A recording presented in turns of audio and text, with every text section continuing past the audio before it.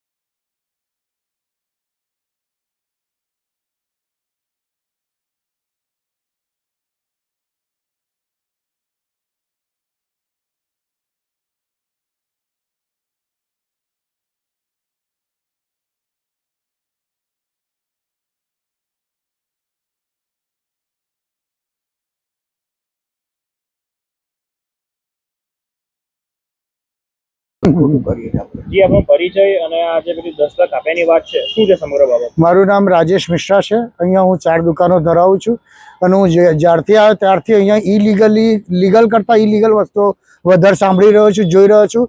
બિલ્ડરનો ત્રાસ ખૂબ જ વધી રહ્યો છે, દિવસે ઓછું થવાની જગ્યાએ વધી જ રહ્યું છે. ટોપ ટુ બોટમ સુધી રજૂઆત અમે કરી ચૂક્યા પણ ક્યાં કોઈ નિકાલ મળતો નથી, કોઈ નિવેડો નથી આવતું.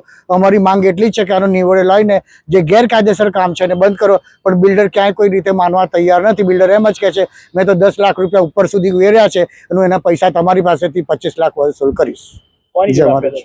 એ અમને ખબર નથી પણ એમના જ માણસો થ્રુ અમને સાંભળવા મળ્યું છે કે એમના માણસને જ એમણે કહેલું છે. આપનો પરિચય અને શું છે સમગ્ર ઘટના અને નોટિસ પાઠવી છે મહાનગરપાલિકાનું શું કહેવું? મારું નામ હેનિલ પટેલ છે. હું આ શીતવંદન કોમ્પ્લેક્સ સ્ક્વોડ કોમ્પ્લેક્સ જે છે એની અંદર હું અહીંનો રહીશ અને દુકાનદાર છું. થોડા સમય પહેલાં અમે નડિયાદ મહાનગરપાલિકામાં એક અરજી કરી હતી, જે અરજીની અંદર આ બિલ્ડિંગની ઉપર 6ઠ્ઠો અને 7મો માળ ગેરકાયદેસર બાંધી રહ્યા હતા અને જે પાર્કિંગ હતું તેને કબજે કરી લેવામાં આવ્યો હતો. તો મહાનગરપાલિકાએ એમાં બિલ્ડરને નોટિસ ભજવી અને એમણે પાર્કિંગ તોડાવ્યું હતું અને 6ઠ્ઠો અને 7મો માળ સીલ કર્યો હતો.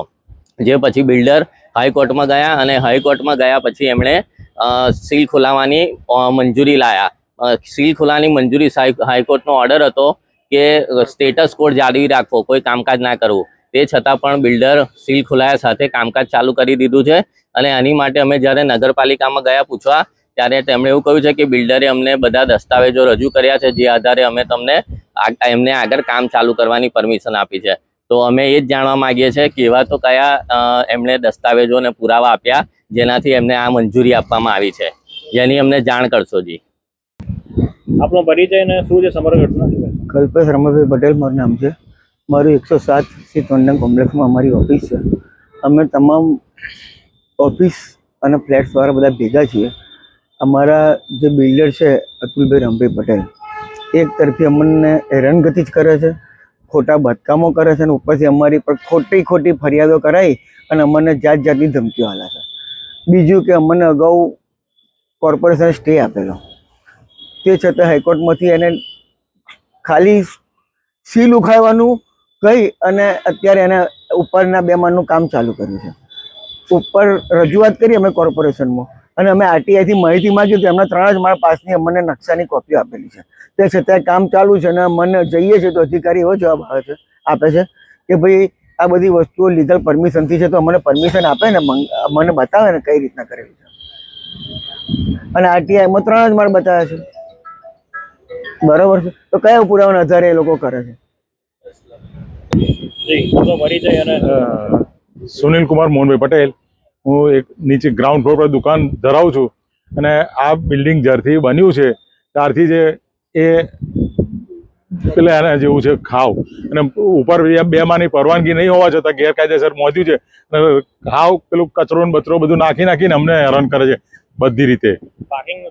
પાર્કિંગમાં ગેરકાયદેસર છે, બધું બાંધકામ કરે, અત્યારે ચાલુ જ છે બધું. શું માંગ છે? એ ખાલી કરાવવું પડે પાર્કિંગ તો ટોટલી. આગળના 2-3 માળ છે એ વગર પરવાનગી એ બાંધી દીધા છે સંડાસ બાથરૂમ તોડીને દુકાનો બનાવી ભાડે આપી દીધી છે.